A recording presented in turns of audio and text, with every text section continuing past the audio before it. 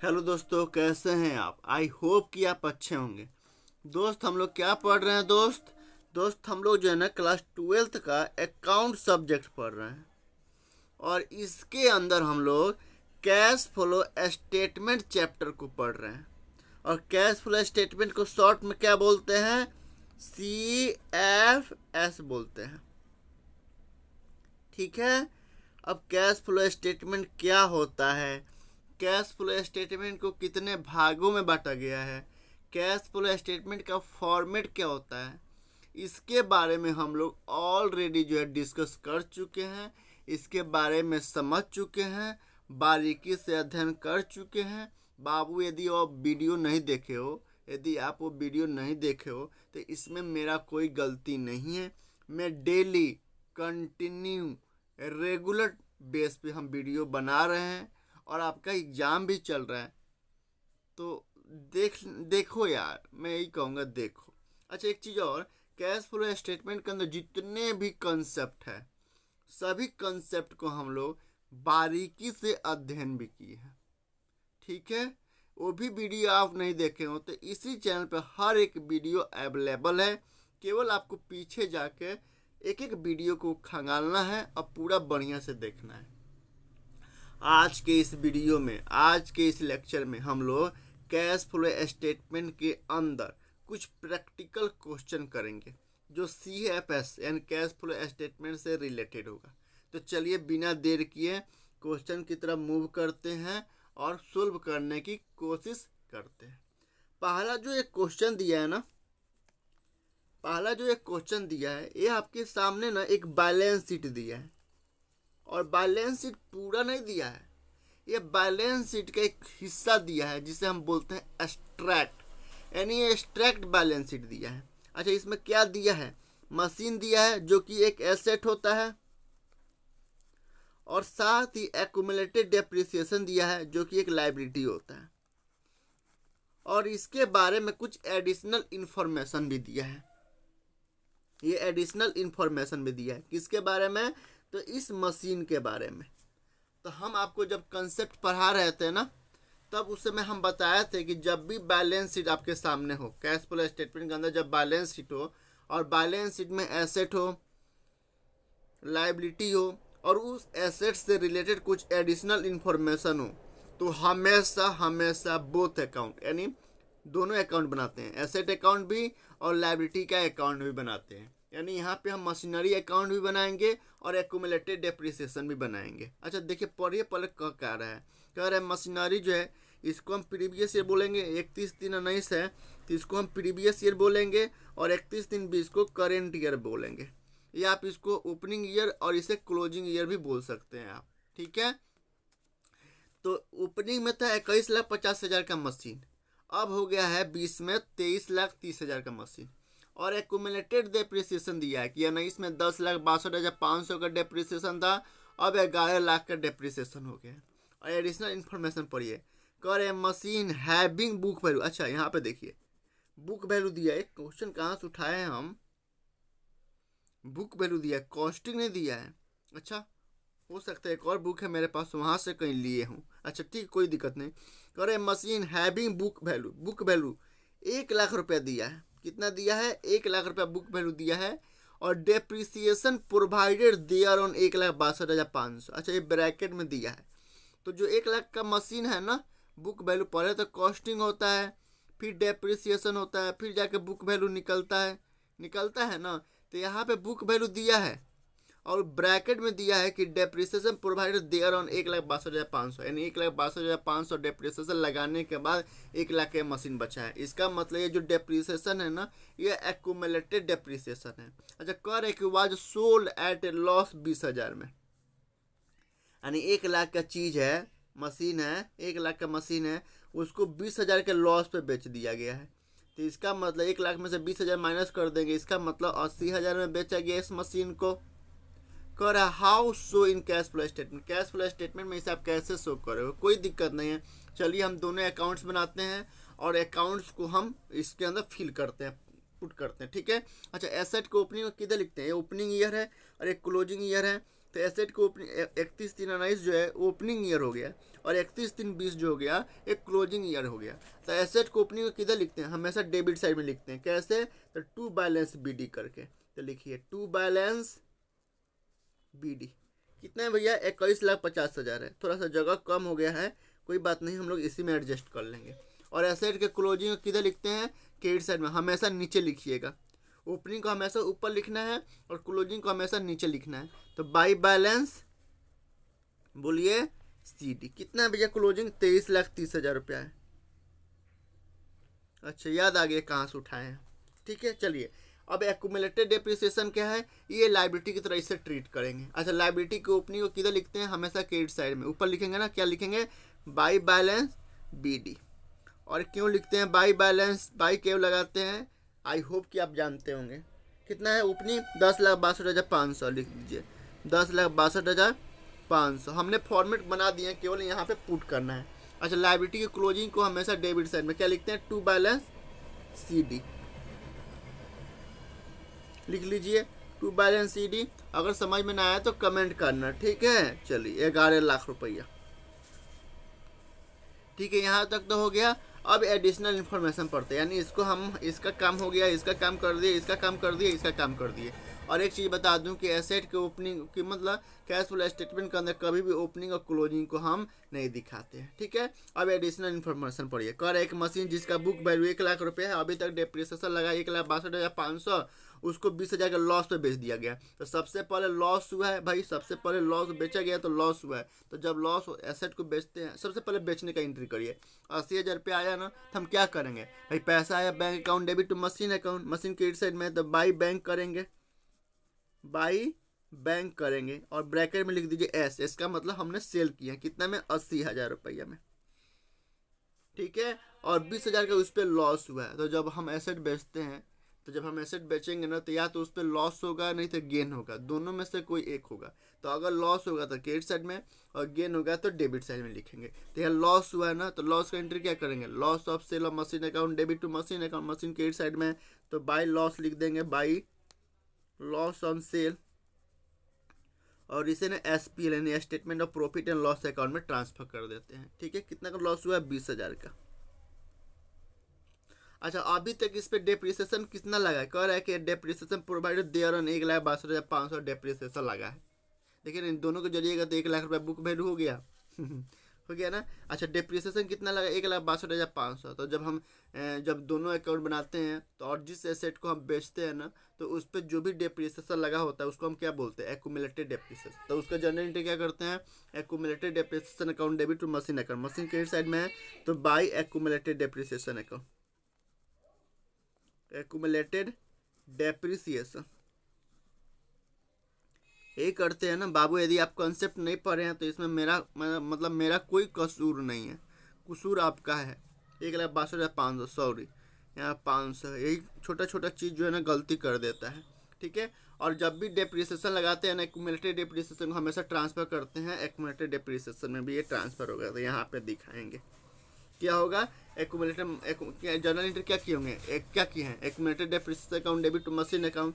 अब accumulated depreciation debit side में है तो डेबिट साइड में लिखेंगे टू मशीन, यही करेंगे ना, तो टू मशीन कर दिए, कितना 1,62,500। अब हो गया, ये भी कर दिए। अब इसको हम बैलेंस निकालेंगे, हमेशा डेबिट क्रेडिट बराबर होना चाहिए, तो डेबिट क्रेडिट हमेशा बराबर होना चाहिए। तो क्या करेंगे, चलिए कैलकुलेटर देखते हैं।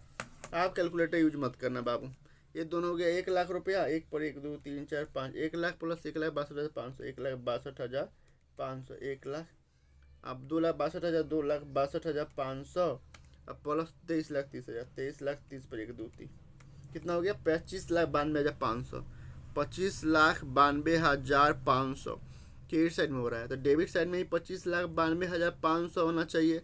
तो जो बैलेंसिंग आएगा ना, उसका मतलब हम मशीन खरीदे हैं, तो मशीन खरीदने की एंट्री क्या करेंगे, machine account debit to bank account, machine debit side में तो टू बैंक कर देंगे, यानी हमने नगद में खरीदा है। कितना, ब्रैकेट में लिख दीजिए परचेज, कितना का, तो जो डिफरेंस है ना, जो यहाँ पे हो जाएगा बैलेंसिंग फिगर हो जाएगा, कितना माइनस कर दीजिए, 25,92,500, 25,92,500 माइनस 21,50,000, 21,50,000, 25,92,500 माइनस 21,50,000, 21,50,000 पर 1 2 3, कितना होगा 4,42,500, यानी 4,42,500 का मशीन खरीदेगा। ये बैलेंसिंग फिगर हो गया।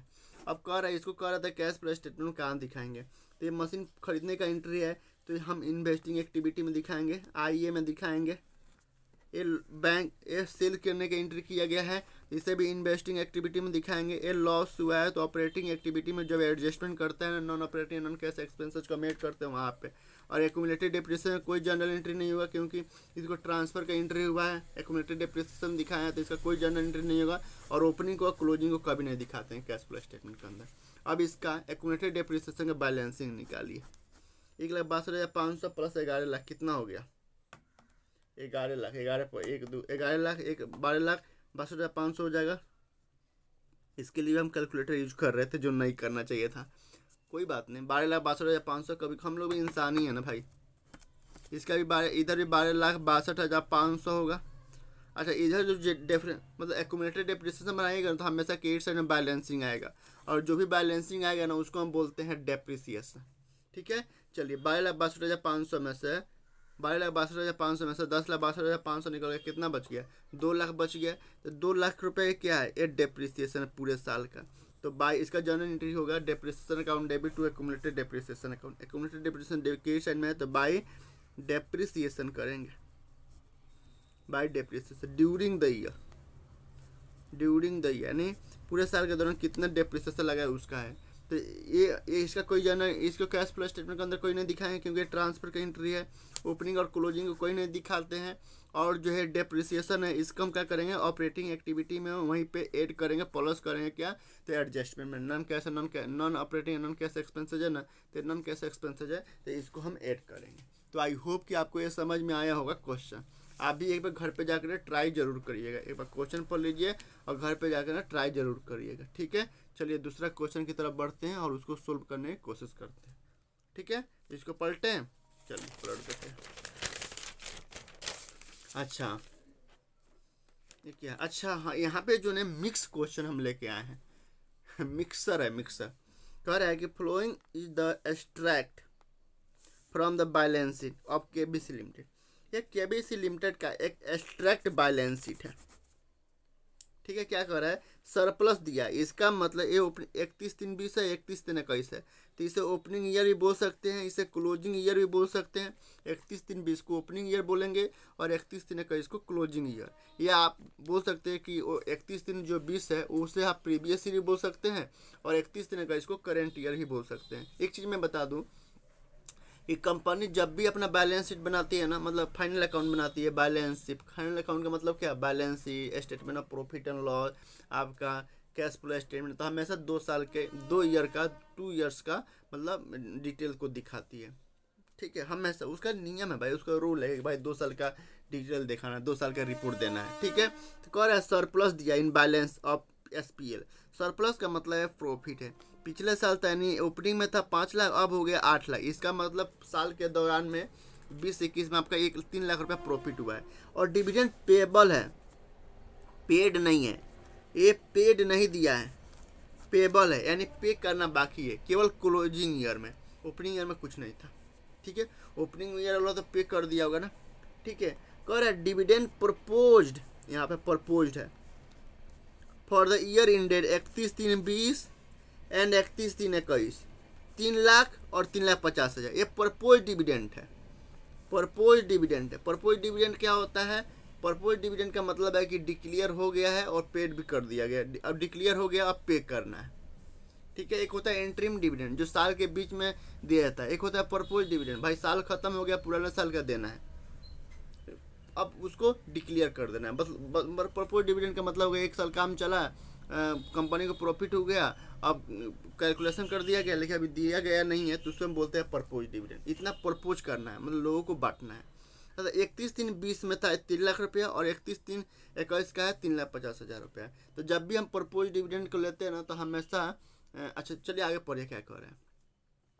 कह रहा है prepare the note to show net profit before tax and extraordinary item. अच्छा, जब हम कैश यहाँ करिए, कह रहा है prepare the note to show net profit before tax and extraordinary item. ठीक है, जब हम आपको बताया था कैश फ्लो स्टेटमेंट का जब फॉर्मेट बनवाए थे ना, तो उसमें जो पहला वर्किंग नोट आता है ना, पहला जो वर्किंग नोट होता है वो क्या निकालते हैं हम, net profit before tax and extraordinary item निकालते हैं, तो वही कह रहा है निकालने के लिए। तो ठीक है, calculation of net profit before tax and extraordinary item, ये कह रहा है निकालने के लिए। ठीक है, कोई बात नहीं है। सबसे पहले हम क्या लेते हैं, प्रॉफिट ड्यूरिंग द ईयर लेते हैं। निकालने के लिए क्या करते हैं, सबसे पहले लेते हैं प्रॉफिट ड्यूरिंग द ईयर। तो प्रॉफिट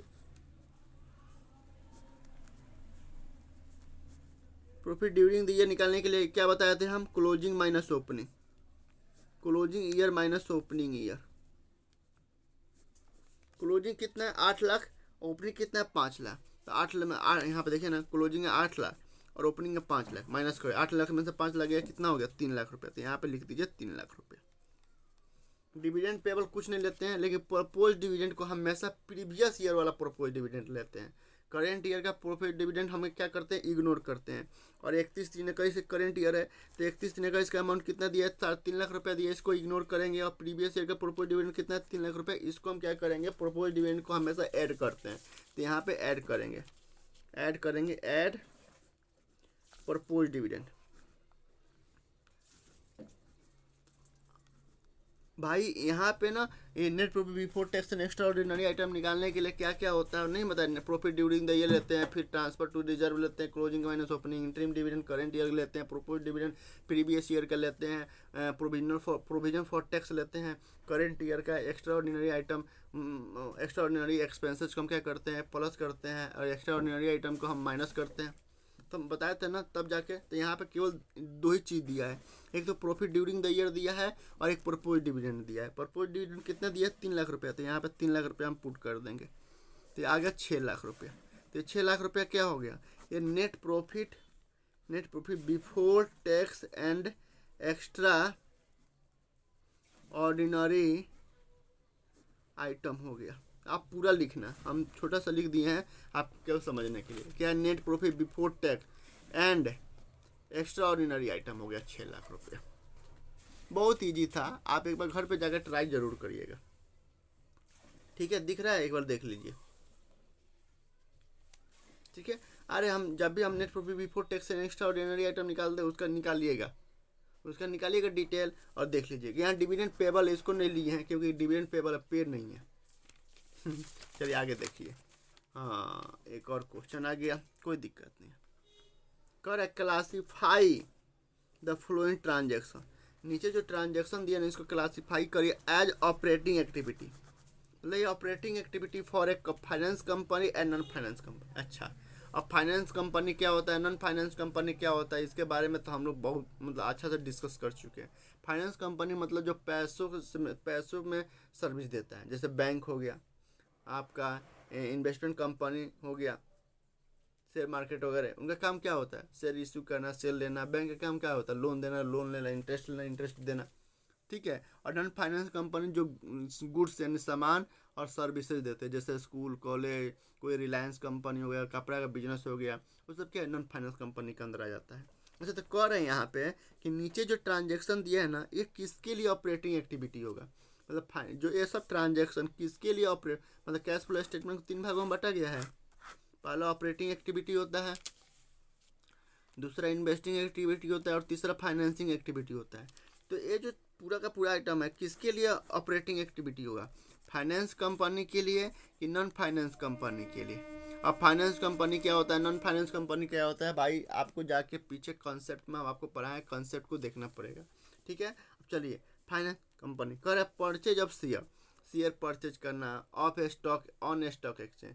तो ये purchase of share on stock exchange एक किसके लिए, मतलब ऑपरेटिंग एक्टिविटी है, बट किसके लिए, फाइनेंस कंपनी के लिए कि नॉन फाइनेंस कंपनी के लिए। तो नॉन फाइनेंस कंपनी के लिए ये इन्वेस्टिंग एक्टिविटी होता है। तो फाइनेंस कंपनी के लिए शेयर परचेज करना, शेयर बेचना, शेयर कंपनी का काम ही है शेयर परचेज करना, शेयर बेचना, तो उनके लिए ऑपरेटिंग एक्टिविटी है। किसके लिए, तो फाइनेंस कंपनी के लिए। एफ से लिख दें, फाइनेंस कंपनी।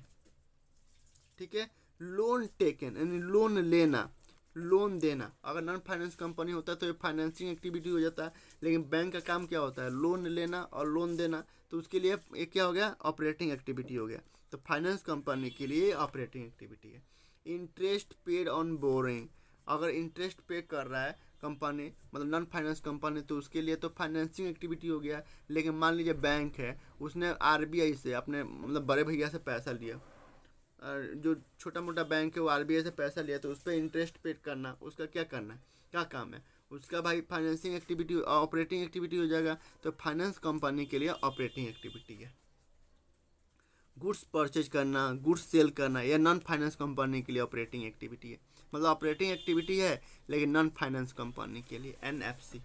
लोन गिव है, लोन देना किसके लिए ऑपरेटिंग एक्टिविटी है, तो फाइनेंस कंपनी के लिए। फिर डिविडेंड पे, डिविडेंड पे तो हमेशा फाइनेंसिंग एक्टिविटी होता है, किसी के लिए ऑपरेटिंग एक्टिविटी नहीं है।